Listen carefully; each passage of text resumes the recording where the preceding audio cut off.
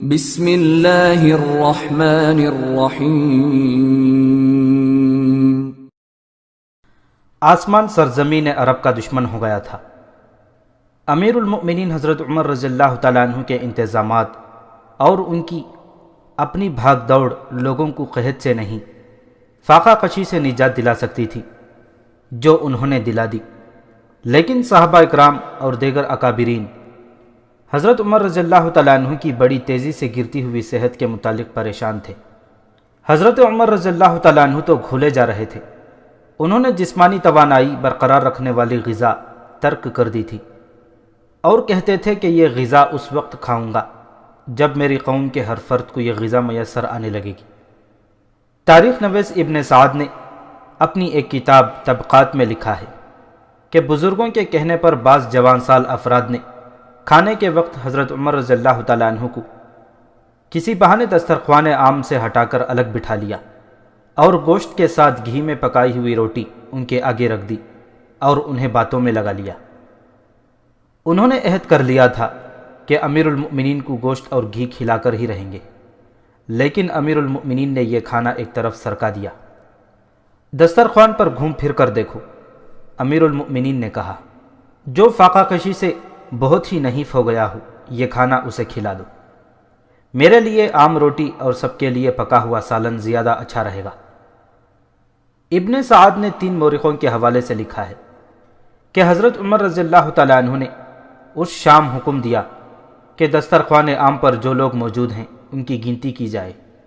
گنتی کی گئی، 7000 سے کچھ زائد تھے، اور بوڑھے بچے اور مریض جو دسترخوان پر نہیں آ سکے اور انہیں جہاں جہاں تھے کھانا پہنچایا گیا تھا، ان کی تعداد 40,000 سے ذرا زیادہ تھی۔ امیر المؤمنین حضرت عمر رضی اللہ تعالیٰ عنہ نے اس رات بھی وہی کھانا کھایا جو باقی سب نے کھایا تھا۔ انہوں نے پانی مانگا تو انہیں وہ پانی دیا گیا جس میں شہد ملا ہوا تھا۔ انہوں نے ایک گھونٹ پی کر پیالہ رکھ دیا۔ خدا کی قسم، حضرت عمر رضی اللہ تعالیٰ عنہ نے کہا، میں ایسا کام نہیں کروں گا جس کی روز قیامت مجھ سے جواب طلبی ہو۔ پھر ایک واقعہ یہ بھی قابل غور و فکر ہے کہ ایک روز امیر المؤمنین نے اپنے ایک چھوٹے بیٹے کو تربوز کا ایک ٹکڑا کھاتے دیکھا تو بولے، واہ امیر المؤمنین کے بیٹے، تو پھل کھا رہا ہے اور رسول اللہ صلی اللہ علیہ وسلم کی امت بھوکی مر رہی ہے۔ بچہ عظیم باپ کی سخت مزاجی سے واقف تھا، وہ رو پڑا۔ امیر المؤمنین کو بچے کا رونا متاثر نہ کر سکا۔ کسی نے انہیں بتایا کہ بچے نے تربوز کا یہ ٹکڑا چند کھجوروں کے بدلے لیا ہے، تو انہیں اطمینان ہوا اور انہوں نے بچے کو بہلا لیا۔ قحط ٹلتا نظر نہیں آ رہا تھا۔ عراق اور شام سے اناج اور اجناس آ رہی تھی، جو نہایت اچھے انتظامات کے تحت مدینہ سے دور دراز علاقوں تک بھی پہنچائی جا رہی تھی۔ امیر المؤمنین خود جا کر تقسیم کے انتظامات دیکھتے تھے۔ 6-7 مہینے گزر گئے تھے۔ ایک روز حضرت عمر رضی اللہ تعالیٰ عنہ مدینہ سے تھوڑی ہی دور ایک بستی میں گئے تو وہاں 2 گھروں میں ماتم کی آہو بکا دیکھی۔ ایک عورت کا جوان بیٹا اور ایک عورت کا خاوند مر گیا تھا۔ حضرت عمر رضی اللہ تعالیٰ عنہ نے پہلی بات یہ پوچھی کہ یہ بھوکے تو مرے نہیں؟ یہ جواب سن کر انہیں اطمینان ہوا کہ انہوں نے ایک وقت کا بھی فاقہ نہیں کیا تھا۔ موت کا سبب کوئی ایسی بیماری ہے جسے کوئی بھی نہ سمجھ سکا۔ حضرت عمر رضی اللہ تعالیٰ عنہ نے حکم دیا کہ ان کے کفن بیت المال سے دیے جائیں۔ کفن آ گئے۔ دونوں کی نماز جنازہ حضرت عمر رضی اللہ تعالیٰ عنہ نے خود پڑھائی۔ یہ پراسرار بیماری بڑھنے لگی۔ بیماری ایسی تھی کہ علاج کی مہلت ہی نہیں دیتی تھی۔ یہ وبا کی صورت اختیار کرتی جا رہی تھی۔ کسی بھی مورخ نے نہیں لکھا کہ اس بیماری کی علامات کیا تھیں۔ امیر المؤمنین جو ذرا سا آرام کرتے تھے وہ بھی چھوڑ دیا اور اس بیماری کی روک تھام کے لیے بستی بستی بھاگنے دوڑنے لگے۔ طبیب بھی پریشان ہو گئے۔ ان کی دوائیوں کا اتنا سا ہی اثر ہوتا تھا کہ مریض کی موت کچھ دن ٹل جاتی تھی، لیکن وہ آخر موت کے منہ میں چلا ہی جاتا تھا۔ طبیب اتنا ہی سمجھ سکے کہ اس بیماری کا تعلق قحط اور خشک سالی کے ساتھ ہے۔ حضرت عمر رضی اللہ تعالیٰ عنہ نے حکم جاری کر دیا کہ اس بیماری سے مرنے والوں اور قحط ختم ہونے تک کسی بھی بیماری سے مرنے والے کا کفن بیت المال سے ملے گا۔ حضرت عمر رضی اللہ تعالیٰ عنہ جہاں تک پہنچ سکتے وہاں نماز جنازہ خود پڑھاتے تھے۔ امیر المؤمنین کسی بیمار کی وفات کی اطلاع پر جاتے تو کچھ اس قسم کے الفاظ ان کے کانوں سے ٹکراتے تھے: یا امیر المؤمنین، آپ نے بھوک سے تو بچا لیا ہے، موت سے نہیں بچا سکے۔ یا یہ کہ یا امیر المؤمنین، روٹی دے سکتے ہو، زندگی نہیں دے سکتے۔ اس پر اسرار اور ظالم بیماری نے تمام تر عرب پر دہشت طاری کر دی۔ تاریخ بتاتی ہے کہ پہلے حضرت عمر رضی اللہ تعالیٰ عنہ ہر نماز کے بعد قحط سے نجات کی دعا کرتے تھے۔ بیماری نے زور پکڑا تو وہ رات رات بھر نوافل پڑھتے اور اس طرح قحط اور بیماری سے نجات کی دعا کرتے تھے کہ روتے روتے ان کی ہچکی بن جاتی تھی۔ یا اللہ یا غفور الرحیم۔ حضرت عمر رضی اللہ تعالیٰ عنہ دعا میں یہ الفاظ ضرور کہتے تھے: میرے گناہوں کی سزا اپنے رسول کی امت کو نہ دے، اپنے بندوں کو میرے ہاتھوں ہلاک نہ کر اے پروردگار۔ یوں لگتا تھا جیسے اللہ نے سرزمین عرب سے نگاہیں پھیر لی ہوں، دعاؤں کو قبولیت حاصل ہو ہی نہیں رہی تھی۔ آخر امیر المؤمنین حضرت عمر رضی اللہ تعالیٰ عنہ کی حالت ایسی ہو گئی جیسے بالکل ہی ہار کر بے دست و پا ہو گئے ہوں۔ انہوں نے ہر طرف قاصد اس پیغام کے ساتھ دوڑا دیے کہ تمام لوگوں کو اپنی اپنی جگہ اکٹھا کر کے نماز استسقاء پڑھی جائے اور اللہ کے حضور گڑ گڑا کر دعائیں کی جائیں کہ قحط کے عذاب سے اللہ چھڑا دے۔ پیغام میں یہ بھی کہا گیا کہ جو لوگ رات ہی رات مدینہ پہنچ سکیں پہنچ جائیں۔ قاصد فوراً ہی روانہ ہو گئے تھے۔ دور کے علاقوں کو جانے والے قاصد رات کو بھی چلتے رہتے تھے۔ مدینہ منورہ میں نماز استسقاء کا وقت اگلے روز دوپہر کا مقرر کیا گیا تھا۔ جہاں جہاں پیغام پہنچایا گیا لوگوں نے نماز کا وقت مقرر کر کے اعلان کرا دیا۔ اگلے روز مدینہ کے لوگ اور مدینہ میں آئے ہوئے 50-60 ہزار پناہ گزین زمین و آسمان کو جلاتی ہوئی دوپہر کے وقت نماز استسقاء کے لیے باہر نکلے اور میدان میں صفیں باندھ کر کھڑے ہو گئے۔ زمین دہکتے ہوئے انگاروں کی طرح گرم تھی جس پر ننگے پاؤں کھڑا ہونا ممکن نہ تھا، لیکن لوگ اللہ کی ذات باری میں جیسے تحلیل ہو گئے تھے کہ انہیں پاؤں جلنے کا احساس ہی نہیں ہو رہا تھا۔ حضرت عمر رضی اللہ تعالیٰ عنہ امامت کے لیے آگے آئے۔ انہوں نے رسول اکرم صلی اللہ علیہ وسلم کی ردائے مبارک اپنے جسم پر لے رکھی تھی۔ جن مورخوں نے اس نماز کا آنکھوں دیکھا حال لکھا ہے، اس وقت کے وقائع نگاروں کے حوالوں سے وہ منظر بیان کیا ہے جب مدینہ کے لوگ نماز استسقاء پڑھ رہے تھے۔ لوگوں کی سسکیاں اور ہچکیاں صاف سنائی دے رہی تھی اور یہی کیفیت امیر المؤمنین پر طاری تھی۔ نماز کے بعد امیر المؤمنین دعا کے لیے اٹھے۔ ان کا کوئی لفظ واضح طور پر سمجھ نہیں آتا تھا کیونکہ وہ بچوں کی طرح بلبلا اور رو رہے تھے۔ مورخوں نے یہ الفاظ لکھے ہیں کہ حضرت عمر رضی اللہ تعالیٰ عنہ کے آنسو ان کی داڑھی سے یوں ٹپکنے لگتے تھے جیسے انہوں نے اپنے منہ پر پانی کے چھینٹے مارے ہوں۔ حضرت عباس بن عبد المطلب رضی اللہ تعالیٰ عنہ ان کے سامنے بیٹھے ہوئے تھے۔ دعا کے دوران حضرت عمر رضی اللہ تعالیٰ عنہ نے ان کا بازو پکڑا اور اٹھا کر اپنے پہلو میں کھڑا کر لیا، پھر ان کے دونوں ہاتھ پکڑ کر دعا کے انداز میں آسمان کی طرف کیے۔ یا اللہ! حضرت عمر رضی اللہ تعالیٰ عنہ نے آسمان کی طرف دیکھتے ہوئے بڑی ہی بلند آواز میں کہا: ہم تیرے رسول صلی اللہ علیہ وسلم کے چچا کو تیرے حضور شفاعت کے لیے لائے ہیں، ہماری نہیں تو ان کی ہی سن لے۔ یا پروردگار! حضرت عباس رضی اللہ تعالیٰ عنہ نے حضرت عمر کی آواز سے بھی بلند آواز میں کہا: اپنی رحمت کے چند قطرے۔ حضرت عباس کی آواز رقت میں دب گئی اور اس طرح ہچکیاں لے لے کر رونے لگے جیسے اپنے آپ پر قابو نہ پا سکیں گے۔ مدینہ سے دور دور تک جہاں جہاں امیر المؤمنین کا پیغام پہنچا تھا اس وقت نماز استسقاء پڑھی جا رہی تھی۔ ہر آنکھ سے آنسو بہہ رہے تھے اور لوگ اس عذاب سے اللہ کی پناہ مانگ رہے تھے۔ نماز کے بعد حضرت عمر رضی اللہ تعالیٰ عنہ بلند آواز سے ورد کرتے جاتے تھے: اللہ رحمان اور رحیم ہے۔ پھر جلتے اور جلاتے ہوئے اس دن کا سورج بھی غروب ہو گیا۔ ایک اور رات آئی۔ موسم کی تبدیلی کے کوئی آثار نظر نہیں آ رہے تھے، لیکن اس رات کے بطن سے جس صبح نے جنم لیا اسے دیکھ کر کسی کو اپنی آنکھوں پر یقین نہیں آتا تھا۔ سورج جیسے طلوع ہوا ہی نہ ہو کیونکہ آسمان پانی سے لدے ہوئے سرمئی اور سیاہ بادلوں کی آؤٹ میں چھپا ہوا تھا، اور جب یہ بادل پھٹ پڑے تو دیکھتے ہی دیکھتے ہر طرف جل تھل ہو گیا۔ بارش ایسی موسلا دھار کہ اس کی دھند میں کچھ دور تک نظر کام نہیں کرتی تھی۔ 9 مہینوں کی پیاسی زمین اللہ کی رحمت سے سیراب ہو گئی۔ یہ تاریخی قحط پورے 9 مہینے رہا۔ 2-3 دنوں بعد بارش کا زور تھما تو حضرت عمر رضی اللہ تعالیٰ عنہ مدینہ کے اندر اور باہر ان 50-60 ہزار پناہ گزینوں میں دوڑتے پھرے جو 9 مہینوں سے وہاں پڑے تھے۔ وہ ان لوگوں سے یہ کہتے پھرتے تھے کہ اپنے گھروں کو چلے جاؤ۔ لوگوں کو ان کے گھروں کو بھیجنے پر امیر المؤمنین کچھ زیادہ ہی زور دے رہے تھے۔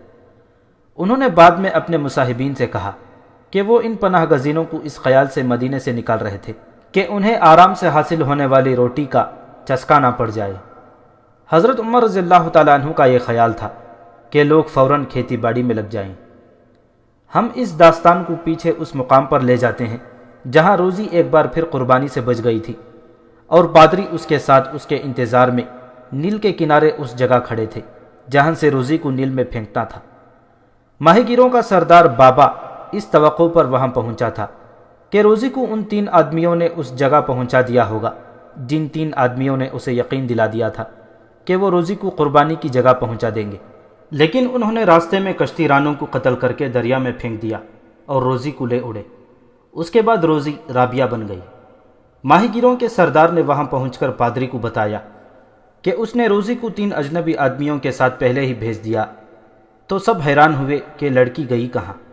بڑے پادری نے یہ فتویٰ دیا کہ نیل کو اس لڑکی کی قربانی قبول نہیں، نیل اسی لڑکی کو چاہتا ہے جس کو قربانی کا فیصلہ پہلے ہوا تھا۔ وہ لڑکی ہورشیس کی اکلوتی بیٹی تھی جسے دریا میں ڈوب مرنے سے بچانے کے لیے اس نے روزی کو دھوکہ دیا اور انطاکیہ سے اسے ساتھ لے گیا تھا۔ قربانی کے دستور کے مطابق اس نے اپنی بیٹی کے سارے زیورات روزی کو پہنا دیے تھے۔ وہ بڑے ہی قیمتی زیورات تھے جو باپ نے اپنی بیٹی کی زندگی پر قربان کر دیے تھے، مگر ہوا یہ کہ زیورات بھی گئے اور روزی بھی ہاتھ سے نکل گئی، اور اب پادری نے یہ فیصلہ دے دیا کہ ہورشیس کی بیٹی کو ہی نیل کے حوالے کر دیا جائے اور اسے زیورات سے سجانے کی کوئی ضرورت نہیں۔ چنانچہ ہورشیس کی بیٹی کو جگا کر لے آئے اور پادری نے اپنے ہاتھوں اسے دریا میں پھینک دیا۔ یہاں سے یہ داستان یوں آگے چلی کہ بیٹی کے صدمے نے ہورشیس کے دل و دماغ کو معاف کر دیا۔ یہ بیٹی اس کی اکلوتی اولاد تھی، اس پر وہم طاری ہونے لگا، جن میں ایک یہ تھا کہ ان لوگوں نے اس لڑکی یعنی روزی کو قربانی سے بچانے کے لیے خود غائب کیا ہے اور اس کی بیٹی کو مروا ڈالا ہے۔ ہورشیس اپنے مذہب کو بھول ہی گیا اور اس کی جگہ انتقام کا جذبہ پیدا ہو گیا۔ بیٹی کے صدمے کے ساتھ یہ چوٹ بھی کچھ کم نہ تھی کہ اس کے بڑے ہی قیمتی زیورات بھی ضائع ہو گئے تھے۔ ہورشیس کی بستی سے تقریباً 3 میل دور رومی فوج کی ایک چوکی تھی جس میں افسر، ایک عہدیدار اور چند ایک سپاہی رہتے تھے۔ شاہ ہرقل کو بڑی اچھی طرح احساس ہو گیا تھا کہ مصر کے لوگ اس کے حق میں نہیں رہے۔ وجہ بڑی صاف تھی جس کا تفصیلی ذکر پہلے ایک باب میں آ گیا ہے۔ وجہ یہ تھی کہ اس نے جو سرکاری عیسائیت رائج کی تھی اسے لوگ قبول نہیں کر رہے تھے۔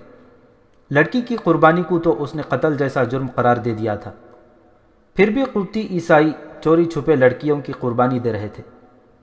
لوگوں پر دہشت طاری رکھنے کے لیے اور لڑکی کی قربانی روکنے کے لیے ہرقل نے مصر کے دیہاتی اور دور دراز علاقوں میں بھی چھوٹی بڑی چوکیوں کی صورت میں اپنی فوج پھیلا رکھی تھی۔ ان چوکیوں کے فوجی اپنے اپنے علاقے میں گشت کرتے رہتے اور لوگوں کو ڈراتے رہتے تھے۔ ہورشیس کی بستی سے کچھ دور ایسی ہی چوکی تھی جس کے فوجی اکثر اس بستی میں گشت کے لیے آتے رہتے تھے۔ ہورشیس کو اس چوکی کا خیال آیا تو اس کے اندر انتقام کی جو آگ سلگ رہی تھی وہ بہت بڑا شعلہ بن گئی اور وہ اس چوکی کی طرف چل پڑا۔ چوکی پر جا کر چوکی کے کمانڈر سے ملا اور اسے بتایا کہ ان کے پادری نے اس کی بیٹی کو اس کی مرضی کے خلاف زبردستی گھر سے اٹھا کر دریا میں پھینک دیا ہے۔ رومی افسر غصے سے بھڑک اٹھا اور پادری اور دیگر ذمہ دار افراد کے خلاف کارروائی کرنے کے لیے اٹھ کھڑا ہوا۔ ہورشیس نے اسے روک لیا اور کہا کہ وہ یہ کارروائی اس طرح کرے کہ یہ ظاہر نہ ہو کہ ہورشیس نے مخبری کی ہے۔ ہورشیس کو ڈر یہ تھا کہ بستی والوں کو صحیح بات کا علم ہو گیا تو اسے اور اس کی بیوی کو قتل کر دیں گے۔ ہورشیس نے یہ بھی کہا کہ وہ گھر پہنچ جائے تو کچھ دیر بعد فوجی آئیں اور ہورشیس کے ساتھ اس طرح بات کریں جیسے وہ اپنی بیٹی کی قربانی کا مجرم ہو۔ رومی افسر بات سمجھ گیا اور ہورشیس کو واپس بھیج دیا۔ ہورشیس نے اپنی بیوی کو بھی نہیں بتایا تھا کہ وہ کہاں جا رہا ہے اور کیا کر رہا ہے۔ دن آدھے سے کچھ زیادہ گزر گیا تھا۔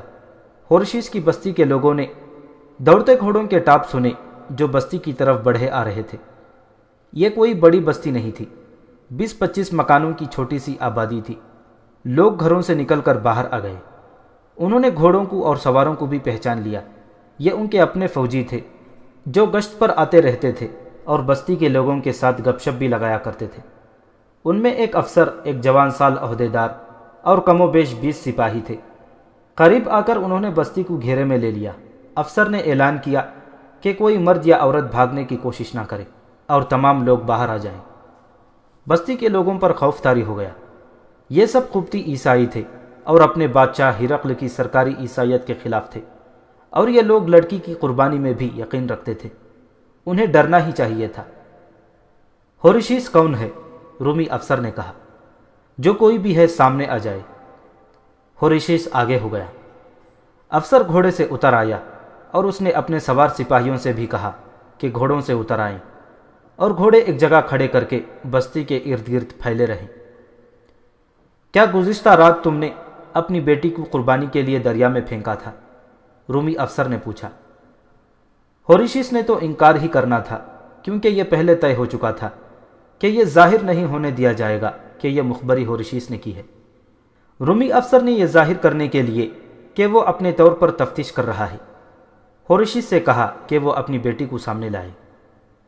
میں ابھی تمہارا جھوٹ ثابت کر دوں گا، رومی افسر نے کہا۔ میں جانتا ہوں تمہاری ایک ہی بیٹی تھی۔ میں کسی شک پر نہیں آیا، پورے یقین کے ساتھ آیا ہوں۔ اگر تم سچے ہو تو اپنی بیٹی کو سامنے لاؤ، میں تمہیں مہلت بھی دے دیتا ہوں۔ چند منٹ ہی گزرے ہوں گے کہ 16-17 سال عمر کی ایک بڑی ہی خوبصورت لڑکی دوڑی آئی اور رومی افسر کے سامنے جا کر اس نے کہا کہ میں ہوں ان کی بیٹی۔ میں گھر میں نہیں تھی، لڑکی نے کہا۔ میں لڑکیوں کے ساتھ کسی دوسرے گھر کی چھت پر کھڑی دیکھ رہی تھی کہ یہ کیا ہو رہا ہے۔ ایک آدمی دوڑا آیا، اس نے مجھے بتایا کہ آپ لوگ میرے باپ پر یہ الزام عائد کر رہے ہیں کہ اس نے مجھے نیل کی نظر کر دیا ہے۔ میرا باپ اس لیے پریشان ہو گیا تھا کہ میں گھر میں نہیں تھی۔ رومی افسر مسکرایا۔ اس کی مسکراہٹ میں طنز تھی، جیسے وہ جان گیا ہو کہ اسے بے وقوف بنایا جا رہا ہے۔ اس نے ویسے ہی ایک آدمی کی طرف اشارہ کر کے اپنے پاس بلایا اور اس سے پوچھا کہ یہ لڑکی کس کی بیٹی ہے؟ ہورشیس کی، اس آدمی نے نڈر ہو کر جواب دیا۔ رومی افسر نے اور ایک آدمی کو اپنے پاس بلا کر یہی سوال پوچھا۔ میں حیران ہوں، آپ پوچھ کیا رہے ہیں؟ اس شخص نے جواب دیا۔ کیا آپ یہ سمجھتے ہیں کہ ہم اتنا بھی نہیں جانتے کہ یہ بیٹی کس کی اور فلاں بچہ کس کا ہے؟ سب جانتے ہیں کہ یہ ہورشیس کی بیٹی ہے اور اس کا نام اینی ہے۔ رومی افسر بستی کے تمام لوگوں سے مخاطب ہوا اور یہی سوال پوچھا۔ بستی کی ساری آبادی نے بیک زبان جواب دیا کہ یہ ہورشیس کی بیٹی ہے۔ رومی افسر کو معلوم نہیں تھا کہ ان لوگوں نے آنکھوں ہی آنکھوں میں یہ طے کر لیا ہے اور یہ لوگ جان گئے ہیں کہ ہورشیس کی بیٹی کی قربانی کی خبر کسی غدار نے فوجیوں تک پہنچا دی ہے، اور اگر اس افسر نے ثابت کر دیا کہ یہ خبر صحیح ہے تو کوئی بعید نہیں کہ یہ بستی کو ہی آگ لگا دے۔ پہلے بیان ہو چکا ہے کہ ہرقل اور اس کے مقرر کیے ہوئے اسقف اعظم قیرس کے دلوں میں ان لوگوں کے لیے ذرا سا بھی رحم نہیں تھا جو ان کی سرکاری عیسائیت کے خلاف تھے۔ رومی افسر چکرا گیا۔ اسے شک ہوا کہ ہورشیس کسی ذاتی وجہ کی بنا پر اسے بستی والوں کے خلاف استعمال کر رہا ہے۔ اس نے بڑے غصے کے عالم میں ہورشیس کو بازو سے پکڑا اور ایک طرف لے گیا۔ تمہارے دل میں جو بدماشی ہے وہ فوراً بتا دو، رومی افسر نے کہا۔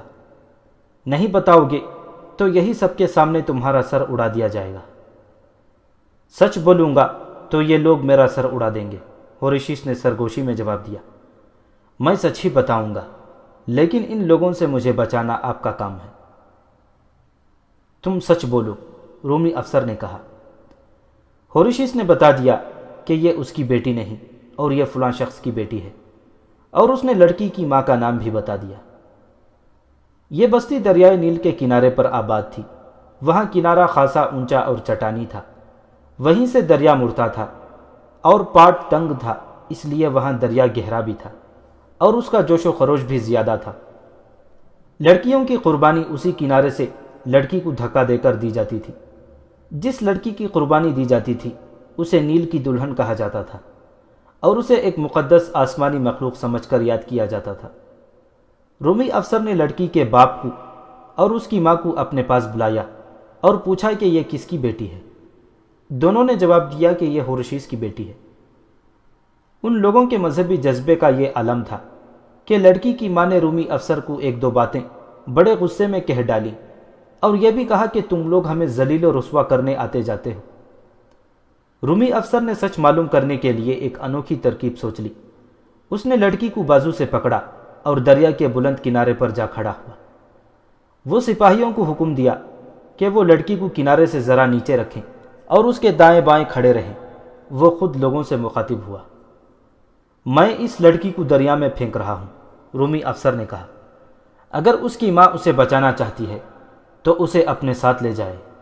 میں وعدہ کرتا ہوں کہ اس کی ماں اور لڑکی کے باپ کے خلاف کوئی کارروائی نہیں کی جائے گی۔ میں تمہیں سوچنے کی مہلت دیتا ہوں، کوئی جلدی نہیں، اچھی طرح سوچ لو۔ لڑکی دریا کے کنارے کھڑی تھی۔ رومی فوج کے دو سپاہی اس کے قریب کھڑے تھے اور رومی افسر بستی کے لوگوں اور لڑکی کے درمیان بڑے آرام سے ٹہلنے لگا۔ اس نے بڑی اچھی ترکیب سوچی تھی۔ کوئی ماں برداشت نہیں کر سکتی کہ اس کی اولاد کو اس کی آنکھوں کے سامنے اتنے پرشور دریا میں پھینک دیا جائے۔ ہورشیس اور اس کی بیوی کے جذبات سگے ماں باپ والے تو ہو ہی نہیں سکتے تھے۔ توقع یہی تھی کہ لڑکی کی سگی ماں اپنی بیٹی کو بچانے کے لیے دوڑی آئے گی، مگر وہاں جو ہوا اس کی تو کسی کو توقع تھی ہی نہیں۔ ہوا یہ کہ بستی کے ایک پہلو سے ایک گھوڑا سرپٹ دوڑتا نکلا۔ سب نے ادھر دیکھا۔ گھوڑ سوار رومی فوج کی اس پارٹی کا عہدیدار تھا۔ اس کا رخ لڑکی کی طرف تھا، فاصلہ بہت ہی تھوڑا تھا۔ اینی ہوشیار، گھوڑ سوار نے پرجوش آواز میں کہا۔ لڑکی نے ادھر دیکھا۔ سوار سرپٹ دوڑتے گھوڑے سے لڑکی کی طرف جھکا اور دایاں بازو اس کی طرف پھیلایا۔ لڑکی نے دونوں بازو پھیلا دیے۔ کسی کو کچھ سوچنے کی مہلت ہی نہ ملی۔ دونوں سپاہی جنہیں ان کے افسر نے لڑکی کے پہرے پر کھڑا کر دیا تھا کچھ سمجھ گئے اور دونوں گھوڑے کے آگے آ گئے، لیکن گھوڑا ان تک پہنچ چکا تھا۔ اس نے دونوں کو ایسی ٹکر ماری کہ ایک تو لڑکتا ہوا دریا میں جا گرا اور دوسرا دوسری طرف گرا۔ اس میں اٹھنے کی ہمت ہی نہیں رہی۔ گھوڑے کی رفتار اور تیز ہو گئی اور جب گھوڑا آگے نکلا تو لڑکی کنارے پر نہیں تھی بلکہ سوار کے پیچھے بیٹھی ہوئی تھی اور اس نے دونوں بازو سوار کی کمر کے گرد لپیٹ لیے تھے۔ فوجیوں کے گھوڑے ایک طرف کھڑے تھے۔ ان کے افسر نے تعاقب کا حکم دیا، لیکن تعاقب محض بیکار تھا۔ یہ سب کچھ چند سیکنڈ میں ہو گیا۔ فوجی اپنے گھوڑے کی طرف دوڑے، کود کر سوار ہوئے اور اپنے عہدیدار کے پیچھے گھوڑے دوڑا دیے۔ عہدیدار کا گھوڑا بھی فوجی گھوڑا تھا اور وہ خاصی دور نکل گیا تھا۔ تعاقب اس لیے بیکار تھا کہ آگے علاقہ کچھ پہاڑی اور زیادہ تر جنگلاتی تھا۔ عہدیدار کسی کو نظر نہیں آ رہا تھا۔ اس کے گھوڑے کے ٹاپ سنائی دے رہے تھے جو اس کی رفتار کے ساتھ دور ہٹتے جا رہے تھے۔ سپاہی کچھ دور تک گئے اور ناکام لوٹ آئے۔ اس فوجی عہدیدار کا نام بن سامر تھا۔ جوان سال اور بڑا ہی خبرو آدمی تھا۔ وہ جب گشت پر نکلتا تھا تو اس بستی میں ضرور آتا تھا۔ ایک بار اینی اور بن سامر کا آمنا سامنا ہو گیا۔ جگہ ایسی تھی جہاں اور کوئی نہ تھا۔ بن سامر نے اینی کا راستہ روک لیا۔ اینی مسکراتے مسکراتے سنجیدہ ہو گئی اور اس کے معصوم اور بھولے بھالے چہرے پر خوف کے آثار آ گئے۔ تم فوجی ہو نا؟ اینی نے کہا۔ تم سمجھتے ہو کہ جو چاہو کر سکتے ہو؟ ہم لوگوں پر یہی الزام کافی ہے کہ ہم قبطی ہیں اور بادشاہ کے مذہب کو نہیں مانتے۔ تم مجھے زبردستی اٹھا لے جاؤ گی۔ بن سامر پر رومانی موڈ طاری تھا۔ اس نے اینی کی یہ بات سنی تو اینی کی طرح اس کے چہرے پر بھی سنجیدگی آ گئی۔ وہ ایک طرف ہو گیا۔ اینی شاید بن سامر کے چہرے کے بدلے ہوئے تاثر سے متاثر ہو گئی۔ بن سامر نے اسے راستہ دے دیا تھا۔ اسے بھاگ جانا چاہیے تھا لیکن وہ وہیں کھڑی رہی۔ میں تمہارے نام سے بھی واقف ہوں اینی، بن سامر نے کہا۔ تمہیں دور دور سے دیکھتا رہا ہوں۔ میری نیت بد ہوتی تو تمہیں اٹھوا لینا میرے لیے کوئی مشکل کام نہیں تھا۔ میں تمہارے ماں باپ کو حکماً اپنی چوکی پر بلوا سکتا تھا، تم بھی دوڑی آتی۔ بن سامر جذباتی ہوتا چلا گیا اور اینی پر جیسے سحر طاری ہو گیا تھا۔ وہ بن سامر کی پرکشش شخصیت میں تحلیل ہوتی چلی جا رہی تھی۔ اس پہلی ملاقات کے بعد اینی کئی بار بن سامر سے ملی۔ بن سامر نے اینی کو عملاً یقین دلا دیا تھا کہ وہ اینی کی عصمت کا لٹیرا نہیں، محافظ ہے۔ میں تمہیں راز کی ایک بات بتانا چاہتا ہوں اینی، ایک ملاقات میں بن سامر نے اینی سے کہا، اب مجھے تم پر اعتبار آ گیا ہے، تم میرے راز کو اپنا ایک بڑا ہی نازک راز سمجھو گی۔ میں قبطی عیسائی ہوں، لیکن ظاہر یہ کر رکھا ہے کہ میں شاہ ہرقل اور قیرس کی عیسائیت کا پیروکار ہوں، لیکن میں کسی لڑکی کو نیل کی دلہن بنانے کو گناہ سمجھتا ہوں۔ میں قیرس کو اسقف اعظم نہیں مانتا، ہمارا اسقف اعظم بنیامین ہے، وہ لڑکی کی قربانی کے سخت خلاف ہے۔ بن سامر اور اینی عیسائی تھے، وہ جب چاہتے شادی کر سکتے تھے، لیکن بن سامر نے اپنا اخلاقی فرض سمجھا کہ اینی کے والدین سے اجازت لے لے۔ ایک روز اس نے اینی کے والدین کے ساتھ بات کی، دونوں نے ایک دوسرے کی طرف دیکھا اور خاموش رہے۔ آخر اینی کے باپ نے کہا کہ وہ اینی کو جواب دے گا اور اینی بن سامر کو بتا دے گی۔ اگلے ہی روز بن سامر گشت کے بہانے آیا اور اینی باہر جا کر اسے ملی۔ نہیں بن سامر، اینی نے بن سامر کو اپنے باپ کا جواب سنا دیا، نہ میرا باپ رضامند ہے نہ ماں، وہ کہتے ہیں کہ فوجی قابل اعتماد نہیں ہوا کرتے، اور دوسری وجہ یہ ہے کہ فوجی سرکاری عیسائیت کے پیروکار ہوتے ہیں۔ کیا تم نے انہیں بتایا نہیں؟ بن سامر نے پوچھا۔ بتایا ہے، اینی نے جواب دیا، میں نے بتایا ہے کہ بن سامر قبطی عیسائی ہے اور بنیامین کو اپنا اسقف اعظم مانتا ہے۔ باپ نے کہا کہ وہ جھوٹ بولتا ہے، کوئی فوجی کسی دوسری عیسائیت کا پیروکار نہیں ہو سکتا۔ باپ نے یہ بھی کہا کہ اب تم بن سامر سے ملنا چھوڑ دو۔ تمہارا اپنا فیصلہ کیا ہے؟ بن سامر نے پوچھا۔ میرا کوئی اور فیصلہ ہو ہی نہیں سکتا، اینی نے جواب دیا۔ میں نے اپنے دل کو مذہب کا اور مذہب کے فرقوں کا پابند رکھا ہی نہیں۔ اپنے والدین کا فیصلہ بدلنے کی کوشش کروں گی، وہ نہ مانے تو میں تمہارے پاس آ جاؤں گی۔ اینی ابھی اپنے والدین کا فیصلہ بن سامر کے حق میں کرنے کی کوشش کر رہی تھی، لیکن والدین مان نہیں رہے تھے۔ اتنے میں یہ واقعہ ہو گیا۔ بن سامر نے دیکھا کہ اینی کو ہورشیس کی بیٹی بنا کر اس کے افسر کے سامنے کھڑا کر دیا گیا ہے، تو بن سامر خاموش رہا تھا۔ اسے معلوم تھا کہ اینی کس کی بیٹی ہے۔ پھر رومی افسر نے اینی کو دریا کے اونچے کنارے پر کھڑا کر کے اعلان کیا کہ اس لڑکی کے جو بھی ماں باپ ہیں وہ آگے آ جائیں، ورنہ لڑکی کو دریا میں پھینک دیا جائے گا۔ بن سامر کو یہ خطرہ صاف نظر آنے لگا کہ لڑکی کے اصل والدین سامنے نہیں آئیں گے اور ہورشیس سچ نہیں بولے گا، اور رومی افسر اینی کو نیل میں دھکیل دے گا۔ بن سامر اس طرح بستی کے اندر چلا گیا کہ اسے کوئی دیکھ نہ سکا۔ اس کا گھوڑا بستی کے باہر تھا۔ سب کی نظروں سے اوجھل ہو کر بن سامر دوڑ کر اپنے گھوڑے تک پہنچا، کود کر سوار ہوا، اور پیشتر اس کے کہ کوئی سنبھل اور دیکھ سکتا کہ یہ کیا ہوا ہے۔ بن سامر اینی کو لے اڑا اور پیچھے تڑپتا ہوا ایک سپاہی رہ گیا۔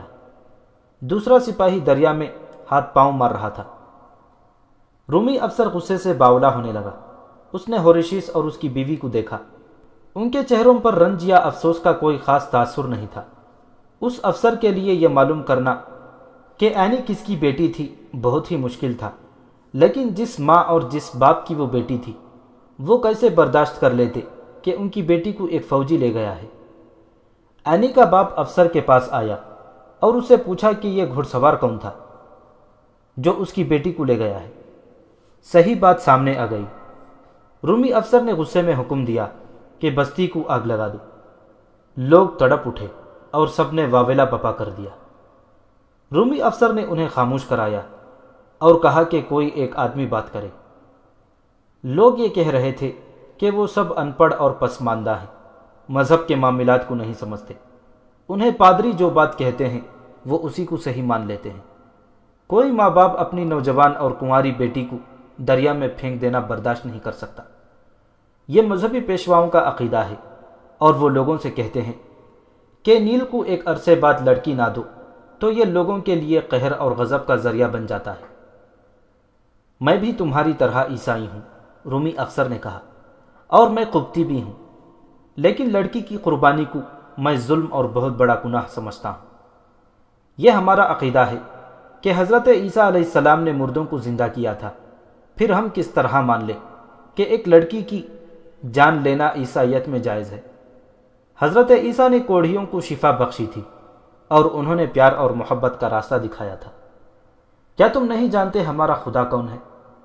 ہمارا خدا وہ ہے جو ہمیں حضرت عیسیٰ علیہ السلام نے دکھایا تھا۔ یہ دریا ہمارا خدا نہیں ہو سکتا، اور یہ وصف خدا کا ہو ہی نہیں سکتا کہ یہ ایک معصوم انسان کی جان لے کر خوش ہوتا ہوگا۔ پھر ہمیں یہ بتا، ایک آدمی نے پوچھا، کیا ہم وہ عیسائیت قبول کر لیں جو ہمارے بادشاہ ہرقل نے رائج کی ہے؟ رومی افسر اس سوال کا جواب نہیں دے سکتا تھا، کیونکہ وہ ہرقل کی فوج کا افسر تھا اور اس کی وفاداری ہرقل کے ساتھ تھی۔ اگر وہ یہ کہتا کہ ہرقل والی عیسائیت صحیح نہیں اور اس کی مخبری ہو جاتی تو اس کی سزا موت سے کم نہیں ہو سکتی تھی۔ اس نے صرف یہ کہا کہ لڑکی کی قربانی قتل جیسا جرم ہے اور اس کی سزا موت ہے۔ اس نے ہورشیس سے پوچھا کہ اس نے جھوٹ کیوں بولا تھا۔ میری یہی ایک بیٹی تھی، ہورشیس نے کہا۔ ان لوگوں نے بڑے پادری کے حکم سے اسے دریا میں پھینک دیا۔ میں اس کوشش میں تھا کہ بستی والوں کو پتہ نہ چلے کہ میں نے مخبری کی ہے، لیکن یہ دیکھ کر کہ آپ بستی کو جلا دینے کا حکم دے رہے ہیں تو میں سچ بول رہا ہوں۔ میں بستی کو نظر آتش ہونے سے بچانا چاہتا ہوں۔ اگر بستی والے مجھے غداری کی سزا دینا چاہیں تو مجھے وہ سزا قبول ہے۔ یہ خوف دل سے نکال دو، رومی افسر نے کہا۔ میری موجودگی میں تمہیں کوئی سزا نہیں دے سکتا۔ میں تم سب کی تعریف کرتا ہوں کہ تم میں اتحاد اور اتفاق ہے۔ میں تمہارا یہ اتحاد قائم رکھنا چاہتا ہوں۔ تمہاری بستی کو کوئی نہیں جلائے گا، لیکن اس بستی میں سے کسی لڑکی کی قربانی دی گئی ہے تو پھر میرا رویہ وہی ہوگا جو شاہ ہرقل کے حکم کے مطابق ہونا چاہیے۔ ہم اپنے بڑے پادری کے حکم کے پابند ہیں، ایک آدمی نے کہا۔ رومی افسر نے ان لوگوں سے معلوم کر لیا کہ بڑا پادری کہاں رہتا ہے اور اس کے ساتھ اس قسم کی کارروائیوں میں کون کون ہوتا ہے۔ لوگوں نے رومی افسر کو یہ ساری معلومات دے دیں۔ ہورشیس نے ماہی گیروں کے سردار کا نام بھی بتا دیا۔ رومی افسر نے اسی وقت وہاں سے اپنے سپاہیوں کو اکٹھا کیا اور اس بستی کی طرف گھوڑوں پر سوار ہو کر چلا گیا جس میں بڑا پادری رہتا تھا۔ پادری وہاں مل گیا۔ اس کے 3-4 چیلے بھی اس بستی میں رہتے تھے۔ ان سب کو گرفتار کر لیا گیا۔ اسی رات رومی افسر اس بستی میں پہنچا جہاں ماہی گیروں کا سردار بابا رہتا تھا، اسے بھی گرفتار کر لیا گیا۔ دوسرے دن رومی افسر چند ایک گھوڑ سوار سپاہیوں کے ساتھ پھر اس بستی میں جا پہنچا جہاں لڑکی کی قربانی دی گئی تھی۔ اب اس کے ساتھ فوج کا ایک بڑا افسر بھی تھا۔ اس کے علاوہ اس کے ساتھ بڑا پادری، پادری کے 3-4 ساتھی اور ماہی گیروں کا بابا بھی تھا۔ یہ سب زنجیروں میں بندھے ہوئے تھے اور ان کے پیروں میں بیڑیاں تھیں۔ بستی کی ساری آبادی کو باہر نکال لیا گیا۔ زنجیروں میں بندھے ہوئے ملزموں کو دریا کے اونچے چٹانی کنارے پر کھڑا کر دیا گیا۔ انہیں غور سے دیکھو، بڑے فوجی افسر نے لوگوں سے کہا اور پوچھا، کیا یہی ہیں وہ لوگ جنہوں نے پہلے ایک لڑکی کو یہاں سے دریا میں پھینکا تھا اور پھر ہورشیس کی بیٹی کو بھی دریا میں پھینک دیا تھا؟ یہی ہیں، یہ ہورشیس کی آواز تھی۔ یہی ہیں، 2-3 اور آوازیں اٹھیں۔ سب بولو، فوجی افسر نے کہا۔ ہاں یہی ہیں، ساری آبادی بول اٹھی۔ افسر نے سر سے اشارہ کیا۔ سپاہی مجرموں کی طرف دوڑے، ان کی زنجیریں اور بیڑیاں اتار لیں اور پھر دریا کے اونچے کنارے پر کھڑا کر دیا۔ دوسرے کئی ایک سپاہیوں کے پاس تیر اور کمانیں تھیں۔ اپنے افسر کے اشارے پر انہوں نے کمانوں میں تیر ڈالے اور دوسرے ہی لمحے یہ تیر مجرموں کے جسموں میں داخل ہو چکے تھے۔ ان میں سے کچھ اس طرح گرے کہ بلند کنارے سے دریا میں جا پڑے اور 1-2 کنارے سے ہٹ کر گرے۔ انہیں سپاہیوں نے پاؤں کی ٹھوکروں سے دریا میں پھینک دیا۔ اس وقت بن سامر اور عینی وہاں سے بہت دور ریگستان میں جا رہے تھے۔ عینی بن سامر کے پیچھے گھوڑے پر بیٹھی تھی۔ مجھے صرف اپنے ماں باپ کا خیال آتا ہے، عینی کہہ رہی تھی۔ رومی فوجی انہیں مار ڈالیں گے۔ کچھ تو قربانی دینی پڑتی ہے عینی، بن سامر نے کہا۔ میرے بھی ماں باپ ہیں، اور یہ بھی دیکھو کہ میں نے اپنے آپ کو موت کے منہ میں ڈال دیا ہے۔ میں جب پکڑا جاؤں گا تو مجھے جلاد کے حوالے کر دیا جائے گا۔ ایک تو میں نے فوجی قانون کی خلاف ورزی کی ہے اور فوج کے 2 سپاہیوں کو مار آیا ہوں۔ وہ جو 2 سپاہی میرے گھوڑے کے آگے آ گئے تھے وہ زندہ نہیں رہے ہوں گے۔ اب پیچھے نہ دیکھو، آگے کا خیال کرو۔ میں تمہیں قبطی عیسائیوں کے بڑے پادری بنیامین کے پاس لے جا رہا ہوں، وہ کوئی راستہ دکھا دے گا۔ بن سامر کو بنیامین کے ٹھکانے کا علم تھا۔ پچھلے باب میں بیان ہو چکا ہے کہ بنیامین شہروں اور بستیوں سے بہت دور دشوار گزار ریگستان میں ایک ایسی جگہ روپوش تھا جس کے ارد گرد ریت اور مٹی کے ٹیلے اور نشیب و فراز تھے۔ بن سامر کو یہ ٹھکانہ اس طرح معلوم تھا کہ وہ بنیامین ہی کی ایک خفیہ تنظیم کا آدمی تھا۔ ہرقل نے قیرس نام کے ایک بڑے ہی پادری کو اپنی بنائی ہوئی عیسائیت کا اسقف اعظم بنا دیا اور اسے کلی اختیارات دے دیے تھے کہ وہ ظلم اور درندگی کے ذریعے سرکاری عیسائیت لوگوں سے منوائے۔ قیرس نے کسی ایسے پادری کو زندہ نہیں رہنے دیا تھا جس نے اس کی اور ہرقل کی عیسائیت قبول نہیں کی تھی۔ انہیں صرف مار ہی نہیں ڈالا تھا بلکہ ایسی اذیتیں دی تھیں کہ وہ مرتے بھی نہیں تھے اور جیتے بھی نہیں تھے۔ مثلاً اپنے مخالف کے کپڑے اتار کر اور لٹا کر اس کے جسم پر دہکتے ہوئے انگارے یا جلتی ہوئی مشعلیں رکھ دی جاتی تھیں، اور پھر اسے کہا جاتا تھا کہ وہ ہرقل کی عیسائیت کو قبول کر لے اور اسی عیسائیت کو گرجوں میں رائج کرے۔ یہ تو سرکاری کارروائیاں تھیں جو کھلم کھلا کی جاتی تھیں تاکہ لوگوں کے دلوں پر دہشت طاری ہو جائے۔ لیکن بنیامین نے ایک خفیہ تنظیم بنا لی تھی جس میں عیسائیت کے عالم بھی تھے اور بن سامر جیسے دلیر اور نڈر فوجی بھی تھے جو اپنی جان پر کھیل جانے کو ایک کھیل ہی سمجھتے تھے۔ بن سامر اسی تنظیم کا جانباز تھا، اسے بنیامین کے ہاں ہی پناہ مل سکتی تھی۔ بن سامر اور عینی کو ایک رات اور راستے میں گزارنی پڑی اور اگلے روز وہ بنیامین کے پاس پہنچ گئے۔ کیا کر آئے بن سامر؟ بنیامین نے پوچھا۔ یہ لڑکی کون ہے؟ اپنے عقیدے کے لیے تو کچھ نہیں کیا، بن سامر نے جواب دیا۔ اپنی ذات اور اپنے جذبات کے لیے بہت بڑا خطرہ مول لیا ہے۔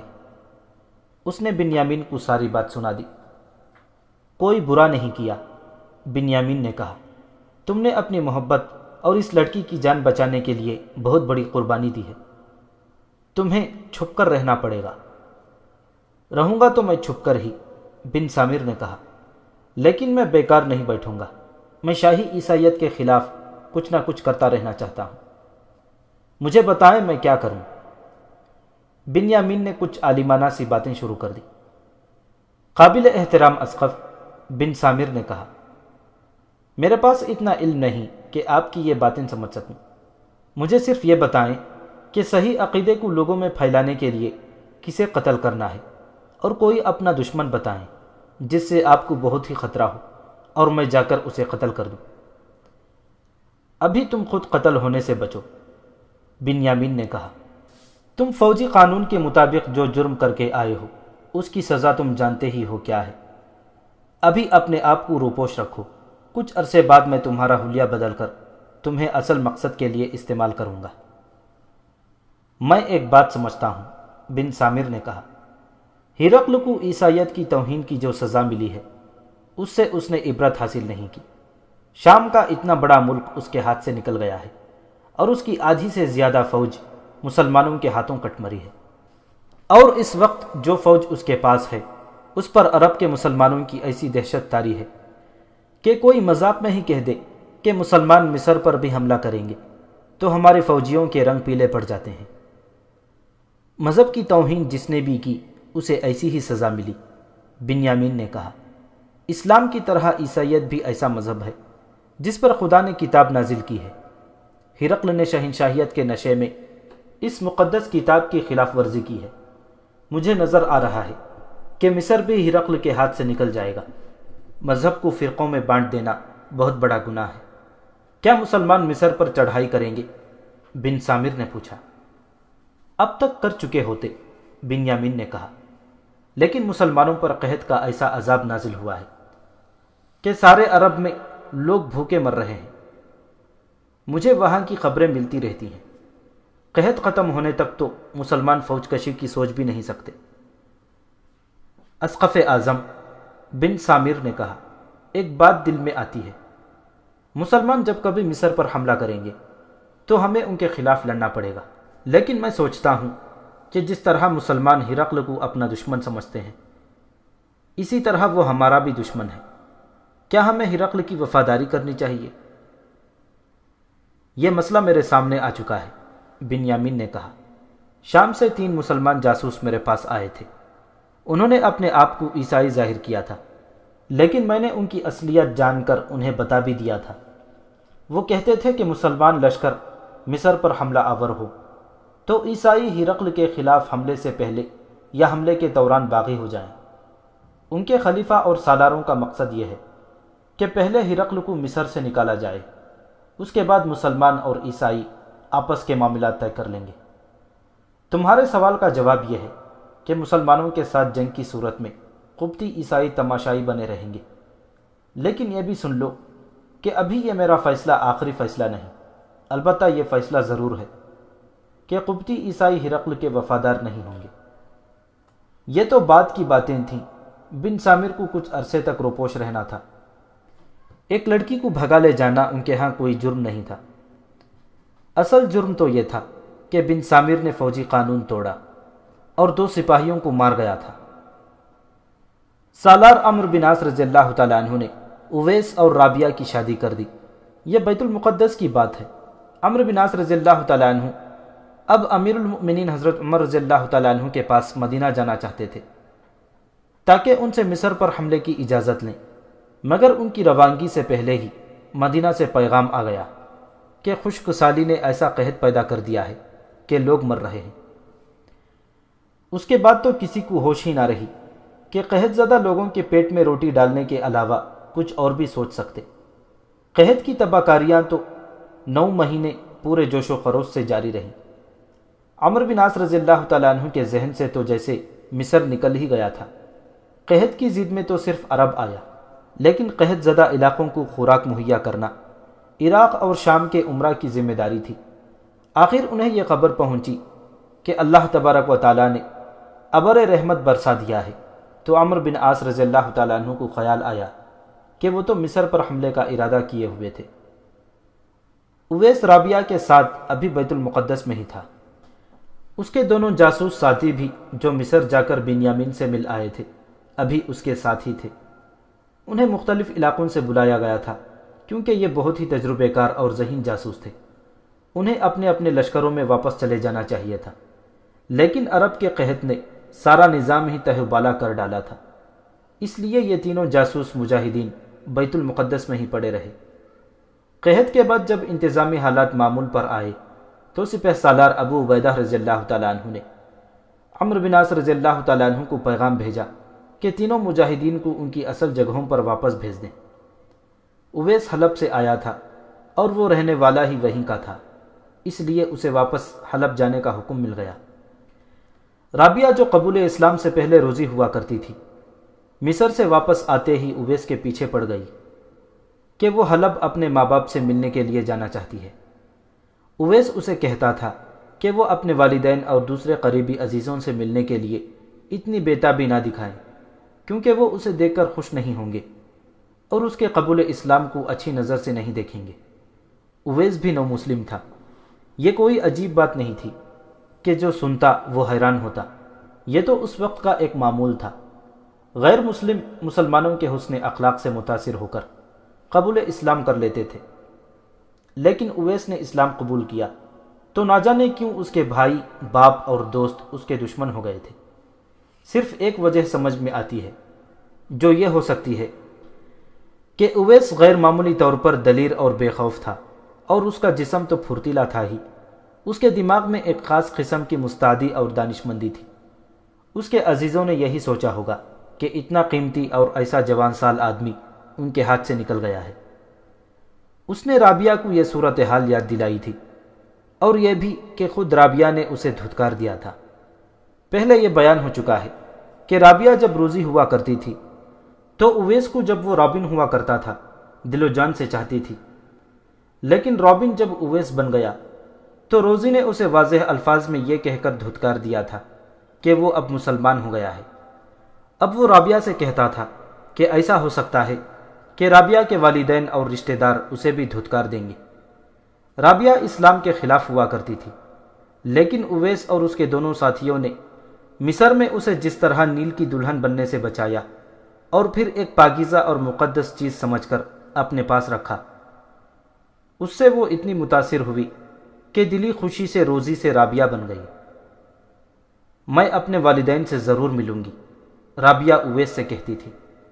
ایک تو وہ میرے والدین ہیں اور دوسرے میرا یہ ارادہ بھی ہے کہ انہیں قائل کروں گی کہ وہ بھی اسلام قبول کر لیں۔ اس نے یہ بات اویس سے 3-4 مرتبہ کہی تھی، اور ہر بار اویس اس کی یہ بات سن کر ہنس پڑتا تھا۔ اویس کی مجبوری تھی کہ اسے حلب واپس جانا پڑا، ویسے اس نے حلب کو دل سے اتار دیا تھا۔ رابعہ بہت ہی خوش تھی کہ وہ اپنے شہر اپنے ماں باپ کے پاس جا رہی ہے۔ حلب پہنچ کر اویس رابعہ کو اپنے ٹھکانے پر لے گیا۔ پہلے تو وہ غیر شادی شدہ مجاہدین کی طرح لشکر کے ساتھ رہتا تھا، لیکن اب بیوی ساتھ ہونے کی وجہ سے اسے لشکر کی طرف سے چھوٹا سا ایک مکان دے دیا گیا۔ اویس کو اپنے کسی بھی عزیز سے ملنے کا ذرا سا بھی شوق نہیں تھا، لیکن رابعہ نے اسے ضد کر کے تیار کر لیا کہ اس کے ماں باپ سے ملنے چلے۔ اویس اسے ناراض نہیں کرنا چاہتا تھا، اس شرط پر اس کے ساتھ چل پڑا کہ وہ باہر کھڑا رہے گا، اور اگر اس کے والدین پسند کریں گے تو وہ اندر جائے گا۔ والدین کے دروازے پر پہنچ کر اویس باہر کھڑا رہا، اور رابعہ بچوں کی سی شوخی کرتی اندر چلی گئی۔ گھر کے جس فرد نے بھی اسے دیکھا وہ حیران بعد میں ہوا، اس سے پہلے خوفزدہ ہوا کہ یہ ان کی روزی نہیں، اس کی روح یا بدروح ہے۔ روزی کو تو وہ مرا ہوا سمجھ بیٹھے تھے۔ وہ پاگل پن کی کیفیت سے شہر سے بھاگی تھی۔ 1 سال اور کچھ مہینے گزر گئے تھے، اب تو اس کی واپسی کی امید بھی ختم ہو گئی تھی۔ کیا ہو گیا ہے تم لوگوں کو؟ رابعہ نے اپنے ماں باپ اور دیگر اہل خانے سے کہا۔ میں زندہ ہوں، بلکہ پہلے سے زیادہ زندہ ہوں۔ کیا تم واقعی زندہ ہو روزی؟ ماں نے بازو پھیلا کر اس کی طرف بڑھتے ہوئے پوچھا۔ نہیں ماں، رابعہ نے کہا، روزی مر گئی ہے، میں اب رابعہ ہوں، میں مسلمان ہو گئی ہوں، میرا خاوند باہر کھڑا ہے، میں اسے اندر لاتی ہوں۔ رابعہ کی ماں کے پھیلے ہوئے بازو نیچے گر پڑے۔ اسے روزی کا قبول اسلام بہت برا لگا تھا۔ روزی نو عمر لڑکی تھی، اسے ابھی اتنا تجربہ حاصل نہیں ہوا تھا کہ چہرے سے کسی کا رد عمل محسوس کر سکتی۔ ویسے بھی وہ جذبات کے غلبے میں آ گئی تھی اور بہت خوش تھی۔ ماں اور دیگر اہل خانے کا رد عمل سمجھے بغیر وہ باہر کو دوڑی اور اویس کو بازو سے پکڑ کر اندر لے گئی۔ اویس اس خیال سے اس کے ساتھ چلا گیا کہ اس کے والدین نے اسے اندر لانے کی اجازت دے دی ہوگی۔ اویس اندر گیا تو اسے رابعہ کا باپ سامنے کھڑا نظر آیا۔ اویس نے اس کے ساتھ مصافحہ کرنے کے لیے دونوں ہاتھ آگے کیے، لیکن رابعہ کے باپ نے اپنے ہاتھ پیچھے کر لیے۔ رابعہ کی ماں نے اویس کو حقارت سے دیکھا اور منہ پھیر لیا۔ رابعہ کا ایک بڑا بھائی اور اس کی بیوی بھی گھر میں تھی، ان دونوں نے بھی اویس کے ساتھ ایسی ہی حقارت آمیز بے رخی کا مظاہرہ کیا۔ دیکھ لیا رابعہ، اویس نے کہا، کیا وہی نہیں ہوا جو میں کہتا تھا؟ انہیں بتاؤ میں تمہیں کہاں ملا تھا اور کس طرح تمہیں موت کے منہ سے نکالا تھا۔ ان لوگوں میں اتنا بھی اخلاق نہیں کہ اپنے داماد کے ساتھ وہ سلوک کرے جو دامادوں کا حق ہوتا ہے۔ ہم نے تمہیں اپنا داماد نہیں بنایا، رابعہ کے باپ نے کہا، تم خود گمراہ ہوئے تھے اور تم نے ہماری بیٹی کو بھی گمراہ کر دیا ہے۔ اب اس گھر میں تمہیں اچھے سلوک کا حق نہیں دے سکتے۔ رابعہ کا چہرہ غصے اور ندامت سے سرخ ہو گیا۔ اویس نے اسے کہا کہ وہ انہیں بتائے کہ لوگوں نے اسے دھوکے میں کہاں تک پہنچا دیا تھا، اور اویس نے اسے اپنے ساتھیوں کے ساتھ مل کر کس طرح بچا لیا تھا۔ رابعہ نے غصے سے کانپتی ہوئی آواز میں اپنے گھر والوں سے کہا کہ وہ بیٹھ جائیں اور سنیں کہ اس پر کیا بیتی تھی اور کس طرح اللہ نے یہ 3 فرشتے آسمان سے اتارے تھے۔ سب بیٹھ گئے۔ رابعہ نے اویس کو اپنے پاس بٹھا لیا اور اس پر جو بیتی تھی وہ سنانی شروع کر دی۔ وہ جوں جوں سناتی چلی جا رہی تھی۔ اس کے گھر کے افراد کے چہرے نارمل حالت میں آتے جاتے تھے۔ آخر میں اس نے کہا کہ وہ اس قدر مجبور اور بے بس تھی کہ اویس اور اس کے ساتھی اسے جتنا چاہتے خراب کر سکتے تھے، لیکن انہوں نے فرشتوں جیسا سلوک کیا۔ میں اس اخلاق اور سلوک سے متاثر ہو کر مسلمان ہوئی ہوں، رابعہ نے کہا، ورنہ تمہیں یاد ہوگا ماں، میں اویس کو دلی طور پر چاہتی تھی۔ جب یہ رابن ہوا کرتا تھا لیکن یہ مسلمان ہوا تو میں نے اسے تعلق توڑ لیا تھا۔ میں کہتی ہوں کہ جتنا اچھا اخلاق مسلمانوں کا ہے اتنا کسی اور کا نہیں ہو سکتا۔ مصر میں جا کر دیکھو، عیسائی بادشاہ ہرقل عیسائیوں کا خون بہا رہا ہے۔ وہاں تو یہ مسئلہ ہی حل نہیں ہو رہا کہ سچی اور صحیح عیسائیت کون سی ہے، بادشاہ کی یا رعایا کی۔ رابعہ بولتی چلی گئی۔ اویس خاموش بیٹھا رہا اور گھر کے افراد چپ چاپ سنتے رہے۔ میں تو کسی اور ارادے سے آئی تھی، رابعہ نے کہا۔ میں کہتی ہوں تم سب اسلام قبول کر لو۔